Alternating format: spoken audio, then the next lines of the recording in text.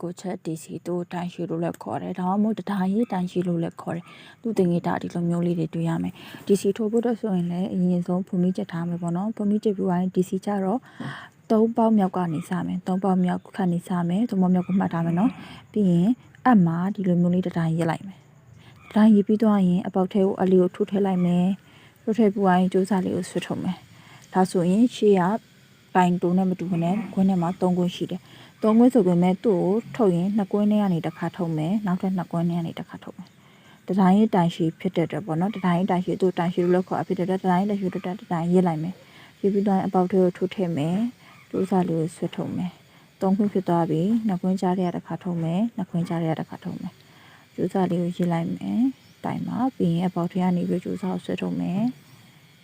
လည်းပြထားပြီးနှစ်ခွန်းချတဲ့တစ်ခါထုံးမယ်နှစ်ခွန်းချတဲ့တစ်ခါထုံးမယ်လိုမျိုးအဆုံးထိဖြစ်အောင်ထိုးထားပေးမယ်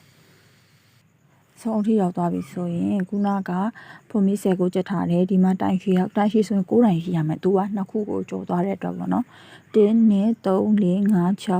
8ခုဒီမှာဖုန်မီနှစ်ခုထားချန်ထားတဲ့နေရာကိုလည်းတစ်တိုင်မှတ်မယ်9တိုင်ပေါ့နော်9တိုင်ပြီးရင်အပေါ်တက်မှာဆိုတော့ဖုန်မီနှစ်ခုထပ်ကျင်မယ်ပြီးရင်ဒီဘက်ကိုညှောင်းလိုက်မယ်လာမင်းတို့ကဒီအောက်တက်တဲ့အပေါက်ကိုမထိုးဘူးသူ့ဘေးကအပေါက်မှာရစ်ပြီးတော့တိုင်ရှိလေးထပ်ထောင်မယ်အဆုံးထိထောင်မယ်နော်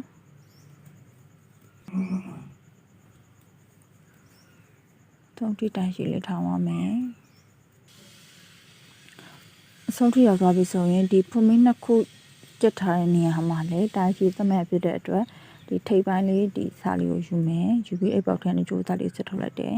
ဆွတ်ထုတ်ပြီးတိုင်ရှိတစ်တိုင်းထောင်မယ်ဒါဆိုဒီပေါ်မှာလည်း9တိုင်းရှိမယ်9တိုင်းရှိမယ်အပေါ်ဆက်တက်မယ်ဆိုရင်အမြဲတမ်း9တိုင်းပြည့်မပြည့်ရည်သွားမယ်အဲ့ဒါမှထောင်တက်လေးတက်မယ်ပေါ့နော်မဟုတ်ဘဲနဲ့9တိုင်း10တိုင်းဖြစ်လိုက်10တိုင်းဖြစ်လိုက်ဆိုရင်လုံးဝမနီးဘဲနဲ့ရွေ့ဖြစ်မယ်အဲ့ဒါကြောင့်မို့ကိုဖုန်ပြီးဘယ်နှခုစချစ်ခဲ့တယ်တိုင်းရှေ့အောက်ချီမှာဘယ်နှတိုင်းရှိတယ်ဆိုတာကိုအမြဲတမ်းရည်သွားပြီးတော့ပေါ့နော်မှတ်သွားပြီးတော့ပဲအပေါ်တန်းရောက်တိုင်းရည်သွားပေးရမယ်